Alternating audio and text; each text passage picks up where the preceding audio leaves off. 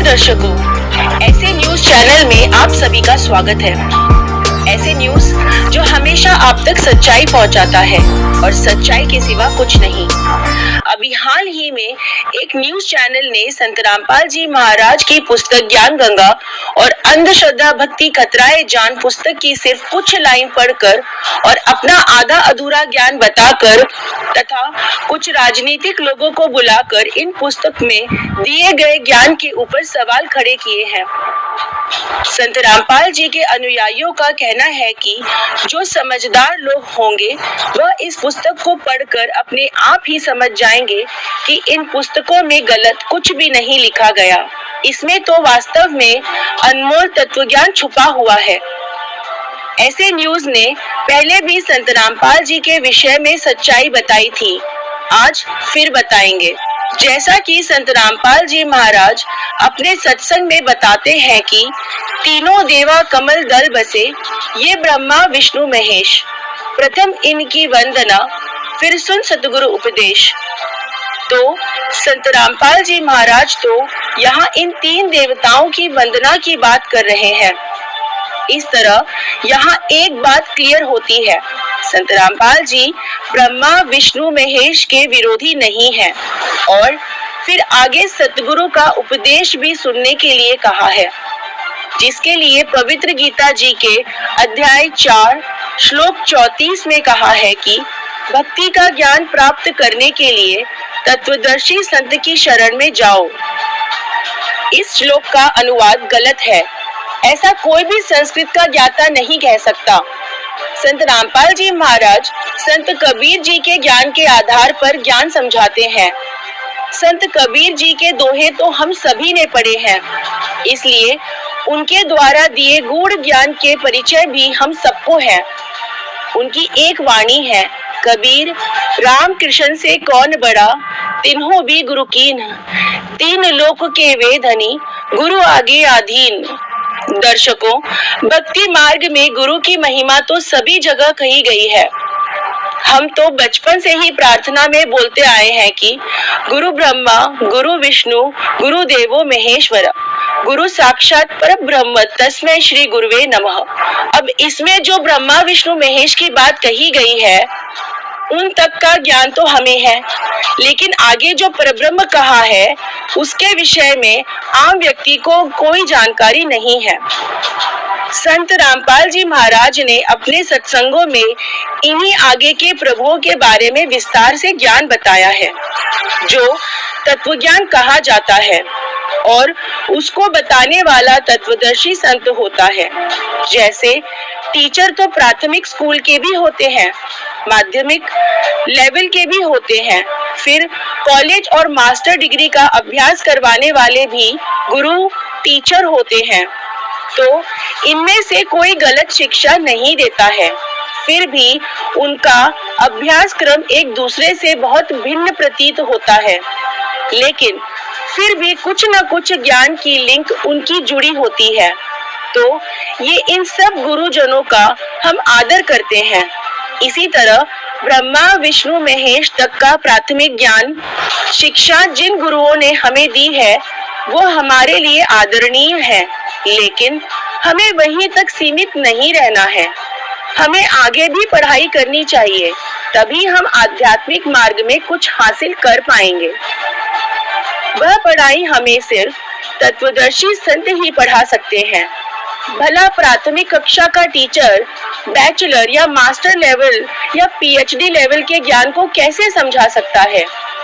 फिर भी वो टीचर बुरा नहीं है। चलिए आपसे एक सामान्य सा प्रश्न करते हैं, क्या आप जी अपने बच्चे को सिर्फ प्राथमिक शिक्षण ही दिलाने का टारगेट रखते हो या उनको डॉक्टर, इंजीनियर, कलेक्टर आदि बनाने के लिए ज्यादा से ज्यादा उच्च स्तरीय शिक्षण दिलाने का प्रयास करते हो ना? फिर आप आध्यात्म मार्ग में सिर्फ प्राथमिक शिक्षण पर क्यों अटक जाते हो? आगे के रहस्य को क्यों नहीं जानते हो? अभी तक हमें इस क्षेत्र का कोई ज्ञान नहीं था। क्योंकि पहले उनको पढ़ने का अधिकार भी सबको नहीं था। इनको पढ़ने का अधिकार सिर्फ एक ही वर्ग, ब्राह्मण वर्ग को था, लेकिन आज हर वर्ग को शिक्षा प्राप्त करने का अवसर प्राप्त है। एक कहावत है, अधूरा ज्ञान खतरनाक होता है। तो हमें अपने सद्ग्रंथों से भी पूर्ण ज्ञान हासिल करना चाहिए। तो चलिए देखते हैं अब अपने ही सद्ग्रंथों की पूरी सच्चाई, जो आज तक हमसे छुपी थी, क्योंकि हमारे पूर्वज अशिक्षित थे, तो वे भी इनका भेद जान नहीं पाए। विष्णु महेश को हम छुड़वा सकते हैं। हम कोई बालक है। तीनों देवा कमल दल बसे, ये ब्रह्मा विष्णु महेश, प्रथम इनकी वंदना फिर सुन सतगुरु उपदेश। अब दास ने एक शब्द और बोला था कि ब्रह्मा विष्णु महेश पूजा के योग्य नहीं है, ये अविनाशी नहीं है। अब ये बातें विशेषकर पवित्र हिंदू समाज में आसानी से स्वीकार्य नहीं है, लेकिन स्वीकार करनी पड़ेगी, क्योंकि और विकल्प अब रहा नहीं। हम जिन सदग्रंथों को सच्चा मानते हैं, सत्य ज्ञान युक्त मानते हैं, और उन्हीं ज्ञान में, उन्हीं सदग्रंथों में जो लिखा है वो तो आप जी को मानना ही चाहिए और मानना ही पड़ेगा। उसको भी नहीं मानते हो तो फिर आप भक्ति लाइन के व्यक्ति नहीं हो, आप ड्रामा कर रहे हो। आज तक हम ब्रह्मा विष्णु महेश जी को अविनाशी मानते थे, अजरो अमर मानते थे। इनसे ऊपर कोई देव नहीं, कोई मालिक नहीं, इनके कोई माता पिता नहीं, ऐसा हम मानते से, क्योंकि हम सुनते आ रही थी लोक वेद से। लोक वेद होता है सुना सुनाया ज्ञान, दंत कथा, एक दूसरे का बोला हुआ ज्ञान। और वो लोक वेद यदि सदग्रंथों से मिलता है तो वो सही है, और जो सदग्रंथों से नहीं मिलता है तो वो व्यर्थ है, दंत कथा है, यूजलेस। देखो, ऐसा नहीं कह रहा था ना, मेरे भगवान ने कहा कि ब्रह्मा विष्णु महेश बिल्कुल यूजलेस है। ये जितने सक्षम हैं, जितनी इनकी सामर्थ्य है, उतना बताया है। जैसे एक स्टेट का, प्रांत का मंत्री होता है, और उस मंत्री को, प्रांत के मंत्री को कोई प्रधानमंत्री मान रहा है, तो वो भूल है उसकी। तो परमेश्वर ने और परमेश्वर से प्राप्त ज्ञान से इस दास ने ये इतनी भूल मिटाई है कि जिसको आप समर्थ शक्ति मान रहे थे, श्री ब्रह्मा, श्री विष्णु, श्री शिव जी, दुर्गा आदि को, ये समर्थ नहीं है। ये केवल 21 ब्रह्मांड के अंदर एक ब्रह्मांड, 21 ब्रह्मांड इस काल के, इसमें एक 21 प्रांत समझ लो। एक प्रांत में ये एक एक विभाग के मंत्री है। रजोगुण विभाग के ब्रह्मा जी, सतोगुण विभाग के विष्णु जी, तमोगुण विभाग के शंकर जी, बस इतने मालिक है। परमात्मा कबीर जी आदरणीय गरीबदास साहिब जी को सतलोक लेकर गए थे। वह सब सतीथि से परिचित कराकर, ब्रह्मा विष्णु महेश की परिचित सतीथि से परिचित कराकर वहां पे छोड़ दिया। उसके बाद उन्होंने कहा था, तीनों देवा कमल दल बसे, ये ब्रह्मा विष्णु महेश, प्रथम इनकी वंदना फिर सुन सतगुरु उपदेश। उन्होंने कहा था कि ब्रह्मा विष्णु ये तीनों देवा कमल दल में बसते, हमारे कमलों में, इन दलों में अंदर रहते हैं, और प्रथम इनकी वंदना, ये मंत्र जो करते हैं इनकी साधना करते हैं, और फिर सुन सतगुरु उपदेश, सतगुरु के ज्ञान को सुनो और उसका पूरा कंप्लीट कोर्स लो, तब ये बात बनेगी। अब ब्रह्मा विष्णु महेश हमारे कोई दुश्मन नहीं है। कई कहते हैं कि आपके गुरु जी तो ब्रह्मा विष्णु महेश की को छुड़वाते हैं। ब्रह्मा विष्णु महेश को हम छुड़वा सकते हैं? हम कोई बालक है? अब जैसे ऊर्ध्व मूलम अधशाखम ऊपर को जड़ वाला, नीचे को तीनों गुण रूपी शाखा वाला, उल्टा लटका हुआ संसार रूपी वृक्ष है। अब इसमें क्या है, ऊपर को जड़ता पूर्ण परमात्मा, नीचे को तीनों गुण रूपी संसार रूपी वृक्ष की शाखा है। तो क्या कोई शाखा को काट देगा बुद्धिमान व्यक्ति? पेड़ की शाखा को कोई काटने की कहेगा कि इसको तो फेंक दो काट के, उस फिर लटका के करेंगे बाकी का? परमात्मा कहा करते कि जैसे कोई हमने भक्ति रूपी पौधा बीजना है और हम नर्सरी से कोई पौधा लाए, कैसे बीजेंगे उसको? गड्ढा खोदेंगे और उस गड्ढे में उसको जड़ों की तरफ से दबाकर मिट्टी में, फिर उस जड़ों की मूल की सिंचाई करेंगे। तो मूल की यानी जड़ की पूजा करेंगे हम, तो वो पौधा पेड़ बनेगा, उसकी टहनियां बड़ी बड़ी हो जाएंगी, तीनों गुण रूपी शाखा।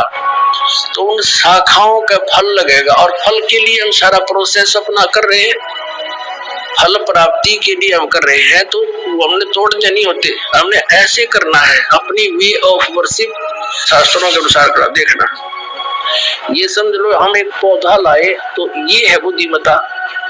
जड़ों को गमले में यानी मिट्टी में डाला, दबा दिया और पूजा शुरू कर दी, सिंचाई। ये जड़ कबीर परमात्मा है इस संसार रूपी वृक्ष की। अब ये हमने जड़ों को पूजना है, इन ब्रह्मा विष्णु महेश की पूजा नहीं कर। हम क्या कर रहे हैं? ऐसे कर रहे हैं। ये बता, बल का काम करे क्या हमने? हंसी नहीं आवे, हम ऐसी पूजा कर रहे हैं, उल्टा काम कर दिया हमने। ब्रह्मा विष्णु महेश को हम इष्ट रूप में पूज रहे हैं, गमले में ला दिए ब्रह्मा विष्णु महेश और ये पूजा कर रहे हैं। तो कोई क्या कहेगा? समझदार व्यक्ति ने घर सीधा कर ले इसने, और वो लड़े, हट जा दूर, खबरदार तूने क्या कर दिया। अब देखो जड़ छोड़ दी हमने, अब जड़ ऊपर रहेगी तो पौधा, भक्ति रूपी पौधा सूख गया, ये यूजलेस है। ये शास्त्र विधि को त्याग कर शास्त्र विरुद्ध साधना है, ये उल्टा बीजा हुआ भक्ति रूपी पौधा। और हमने ऐसे करने को कहा, तो इसमें इसकी पूजा करेंगे भगवान कबीर साहब की, फिर हमारे शास्त्र अनुकूल कर्म बनेंगे। शास्त्र अनुकूल संस्कार होने से ये फल ब्रह्मा विष्णु महेश नहीं देना हमारे को, क्योंकि यहाँ के ये प्रधान है, इनका फल लगेंगे। अब इसका प्रमाण देते हैं। अपने आत्मा परमात्मा ये कहा करते, तुम साधना ठीक करो और फिर अब आपको लाभ होगा पूरा। अब तुम साधना कर रहे हो उनकी जो आपको कुछ दे ही नहीं सकते। अब जैसे आप किसी फैक्ट्री मालिक की नौकरी कर रहे हो, तो नौकरी उसकी कर रहे हो, आपकी हाजिरी लगकर, तनख्वाह बनकर कैशियर के पास आती है, अकाउंटेंट के पास आती है। अब तनख्वाह तो देंगे अकाउंटेंट और वो कैशियर, लेकिन वो देंगे आपका वर्क डन, और वो भी उस मालिक की मजदूरी करोगे। तो यदि उस आप लागे अकाउंटेंट और कैशियर की जूते साफ कर, उसकी प्लेट तोड़ा हुआ, नौकरी दी छोड़ आपने, वो खाक देंगे आपको, लोग भाज्य चोरचा बिना ब्याह टाइम पे। तो इसी प्रकार हमने पूजा तो करनी है, मजदूरी तो करनी, इष्ट रूप में तो पूजना परमपिता को, कबीर साहब को, और फिर उससे बनेंगे हमारे शास्त्र अनुकूल जितने भी शुभ संस्कार फिर देंगे। यही यहाँ पर जब तक आप यहाँ रहोगे तो यहाँ के ये प्रधान है, इन्होंने हमारा वर्क डन देना है। ये देखिएगा, ये हमारा बॉडी का चित्र है, इसमें ये कमल बने हुए हैं, ये मूल कमल में गणेश जी, और इसका ये किलियम जाप है, और इससे ऊपर स्वाद चक्र अनुष्ठान, ये स्वादिष्ठान अनुष्चक्र भी कहते हैं। इसकी 4 पंखड़ियां, इसकी 6 पंखड़ियां दूसरे कमल की, और सावित्री ब्रह्मा इसका ओम जाप है। यहाँ लक्ष्मी और विष्णु का जाप है, ये नाभि कमल है, और इसका ये हरिओम जाप है।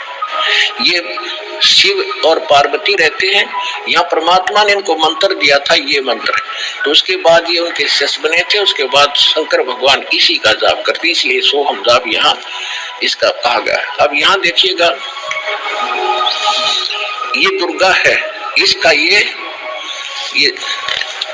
16 पंखड़ियों का कमल है, कंठ के अंदर है, और ये इनका जाप है।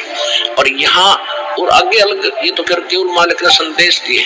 अब ये है इस शरीर से, इस पिंड से निकल यहाँ तक बरी होने के लिए हमने ये मूल मंत्र जाप करने हैं।